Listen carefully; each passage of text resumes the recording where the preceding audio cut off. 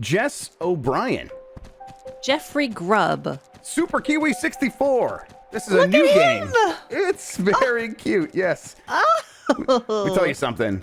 It feels immediately really good. Better than some other 3D platformers I might mention, but I'm not going to. It's trying to be one of those. It's trying to be Super Mario 64. Really, obviously, I think if you look at it, banjo-kazooie, right? It looks a lot like banjo. I'm getting the banjo vibes more than anything. I'm seeing some Absolutely. honeycombs here, Yes. honeycomb shapes up in here. Let me take really, and they're all numbered. You just hop in there. This game is $2.99. What? Yes. What? I think what they are trying to do here is just capture those things and not go much beyond that, except for it feels fantastic to play. So you can let me turn this down on my ears a little bit. There we go. You just hop in a world, and everything you see here is about the size of the level. These are pretty compact levels, and you have a couple of goals: get 6 gems and get 50 gears. I've done this one already, but we'll just kind of go through it real quick. I see a bear. I see a bird. I see a backpack. Yes. I'm happy. Right, and the backpack does not have any other animal in it, so if you were waiting for that, don't. But this bird does have a few powers that we'll get into here in a second. So first things first, it does feel good just to move this character around. It looks good. It's doing like the lean when you run. I like the Kiwi just sort of slapping its birdie feet on the ground. I like how he comes to a stop. He puts his little feet up like he's braking. Yes. Yes, it's great. It's great. Aww. Now, I want to get over there. I have a couple of options. I can jump, but I can jump and then jump again. I got a little plane that comes out of my backpack here. And this oh my God. feels fantastic as well. We hop on here. We're going to do this. We're going to fly over there. But looks like you have a lot of control on that glide, too. you That's have really a nice. ton of control. They are just not afraid to let you play this game. It's so nice. But, we have a couple other options here. Let's say we want to get that gem up there. Let's go to that tree. Let's get these gears. I do want to ask real quick, is there a plot or are you just a little guy getting stuff? So far, it just seems like I'm a little guy getting stuff. If there's been a plot, I haven't. Well, there's definitely characters talking to me, but but they, it is a little bit less than even banjo, where it's like they're not like my sister's been kidnapped or anything like that. Anyway, you might notice this Kiwi's got one hell of a proboscis or a beak or whatever this thing is. That's because I can do this, which I just jump and I have this like forward attack and he gets elongated, but I can just stick my face into the thing and then I can jump and do it again, jump and do it again. Oh my God, it's like that guy from Mario Odyssey. Correct. What was his name? I can't remember it's definitely like one of those bird creatures from Odyssey though, and you would do this.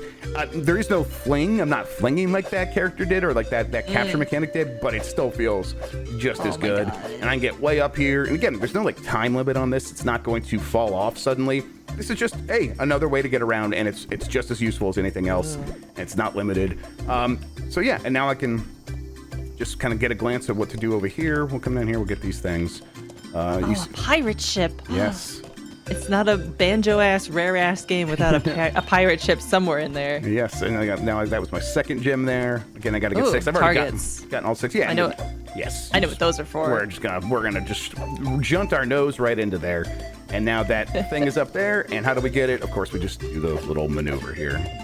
Man, I am in love with all the animations on this guy. His little beak wobbling when he runs. His beak wobbles. And stuff. So yeah, now I'm like, okay, this is pretty good. I was running around like this for a while, and then I'm like, well, wait, it's fast, but maybe it's not as fast as I could go. And I held down R, and then there goes the fast run, and then that nose really wobbles. Look at that thing go.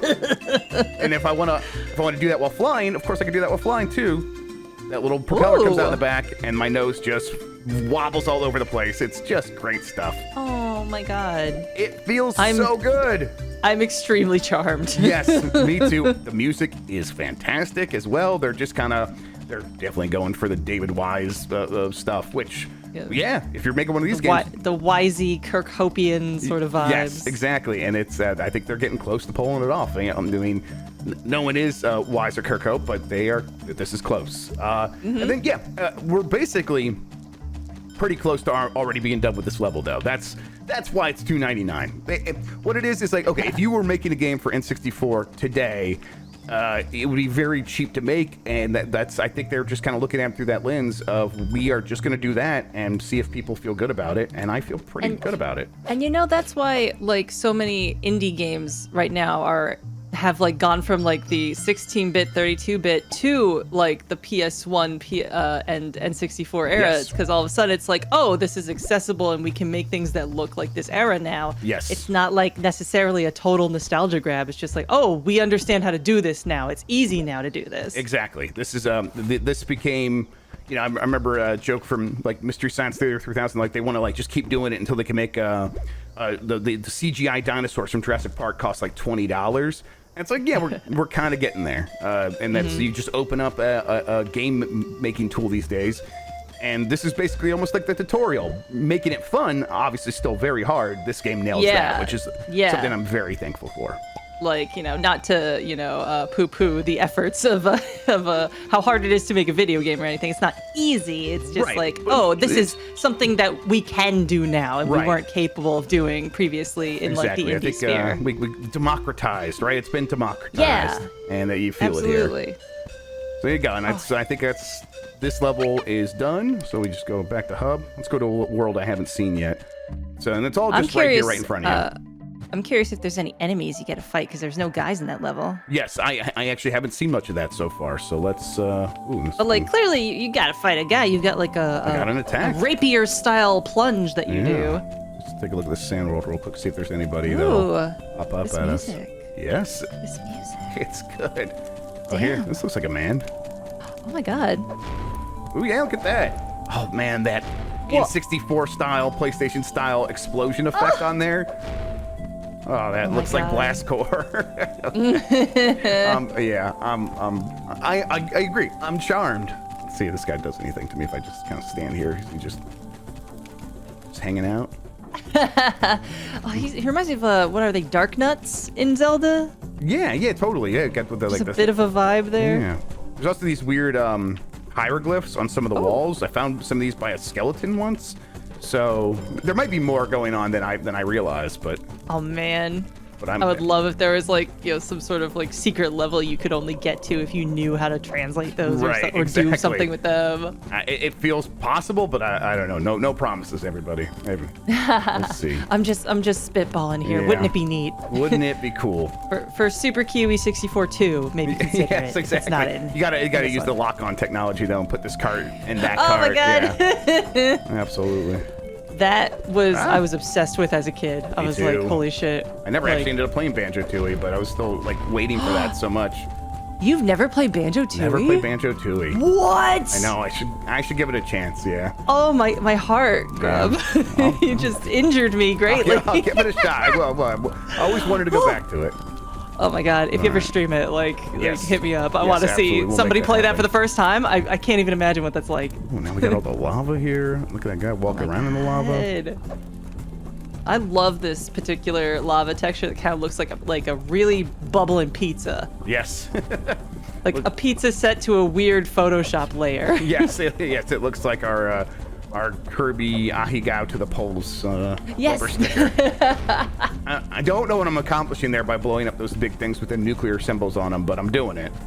You gotta get the numbers. You gotta collect the collectibles. I did get numbers, so it's funny to like look at this and like I'm being reminded of Frogun, which didn't feel as good though. Exactly right. Even though it's definitely going for a similar vibe though. But Frogun, like this is going for a rare game. Frogun was going for early PS1 game before they realized, everything should be a lot more like Mario 64, right? They were going, not quite jumping Flash, but something akin to that.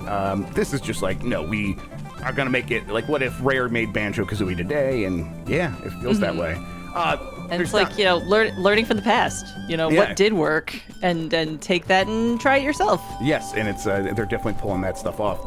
Not a ton of options. I kind of wish it had like a CRT filter for these graphics and stuff. I think that would be good. I think it'd probably be a pretty good use of these visuals of just obviously this is what these games look like when you play them on the monitors today.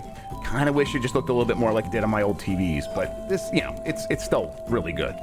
Hey, maybe there'll be a DLC down the road or something. And Yeah, I think that, you know, for like $2.99 games these days we've seen Vampire Survivors take off. This is oh my god, not going to be that, but there's still a chance that it could get an Vampire audience. Survivors coming out with DLC also, so it's not crazy that they would come out with DLC for this if it sells good. Right, yeah, and just like in general, like just probably going to get a few updates, I would imagine. Like that's something like developers of all scale and size are doing these days, so I would be looking into that, looking forward to that. What I would like personally, because I've noticed that this hasn't been happening, once you get, you know, all 33 of the gears or all 6 of the whatevers. Yes. I want a little dance to happen. I want a little song and a little dance. Like, I need that for closure reasons. Yes, just a little Kirby. Yeah,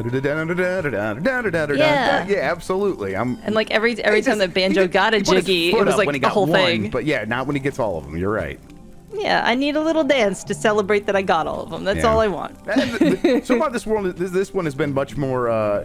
It seems like it's got a lot more hidden stuff than the other ones, or like the gym's locations aren't obvious in this one, so it seems like I'll be spending a little bit more time in this one than I have in the other levels. But so it looks like you can. I mean, I'm presuming that those Kiwis on the upper right are health. I'm presuming you can get hurt. Yeah, but these guys are not really interested in hurting you. The lava, right? Yeah. Well, maybe I guess if you fell in the lava, that would definitely do something. Yeah, probably. Oh my god, what a cool move. You can do the aerial, like, what kind of spin is that? It's not a barrel roll, that's something else. Yeah, it's a mega roll, yeah. Ooh, I can't do the spin again in midair until I hit the ground. That makes sense. So I have to, like, ground myself. So there are, like, limitations here. Oh, maybe I should kill this guy and that'll do something. Oh, we gotta get up there. Okay, we can make that happen. Oh, absolutely. I love like you don't have a ton of drop on this glide because like I feel like the drawback of a lot of other glides in games is that it just like you drop pretty quickly and it's like no freedom. Yes, like, this feels very free and they're much like I said, much more interested in you being able to get everywhere and have fun than in making it super duper challenging. And I'm kind of like, that's probably the right choice for this. Yeah, you know, like it would be almost kind of weird to play a very challenging, like, banjo-style game. I mean, that's not true. Tui has some mean stuff in it now I think about it. I take that back. Grunty Industries. We don't talk about Grunty Industries. All right, looking around, trying to see if there's anything else to grab here. But yeah, I don't know. I think this does a pretty good job of capturing what this game is. And, you know, let's... we don't have to finish this level right now. Let's go back out and take a look at one more world. And then I want to see one more. Yes. So how many are there? Are you unlocking them or are they just open? It seems like most of them have been open. I wonder if but like, look at this. This plane has 40 on it. You assume as I get 40. Unlock stuff. And look, there's 48 over there.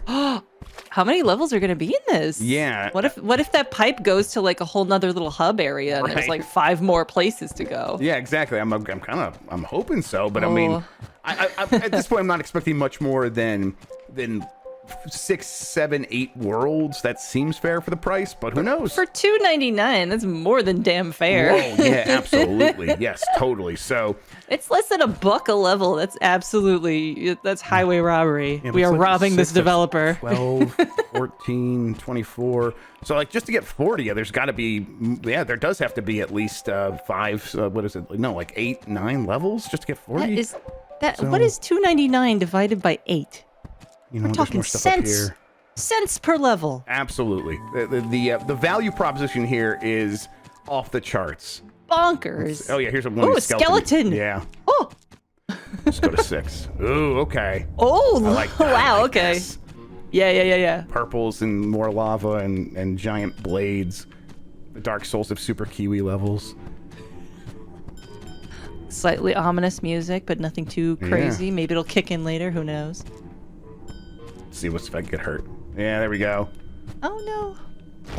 Okay. Yeah, I'm liking this. I'm glad that it got on my radar. I'm glad we were able to do this quick look, but people are gonna probably be discovering this for a while as a Steam hidden gem, just because it's not it's not trying to be a big modern indie game even. It's just trying to be that old thing and does a really good job of doing that. So I'm really happy with it. I have a special place in my heart for indie games to begin with, but especially indie games that just kind of they know what they're trying to be. Yes, I completely And they're not agree. like they can be ambitious, but they're not trying to do something really, really crazy, because sometimes that just like swallows up the whole project and ends up not being fun. So I have a respect for restraint when it's just like, we're gonna do this and we're gonna do it good, and that's what it's gonna be. Me too. Oh man, look at he's got those symbols on them, the hieroglyphs. I wonder if Oh my god. that seems like there's I probably wonder if puzzle in like you here. have to unlock these in an order that you've seen at a Yeah, different maybe. level or Okay. something. What if that? All right, well, I'm going to dive into this game a little bit more. I'm really looking forward to kind of completing it, because I kind of need to see what all it is for just $3. It's already way more than I thought it would be for Yes. $3. Absolutely. I gotta check this out myself. Thank you for showing me it. Yeah, Jess, thank you.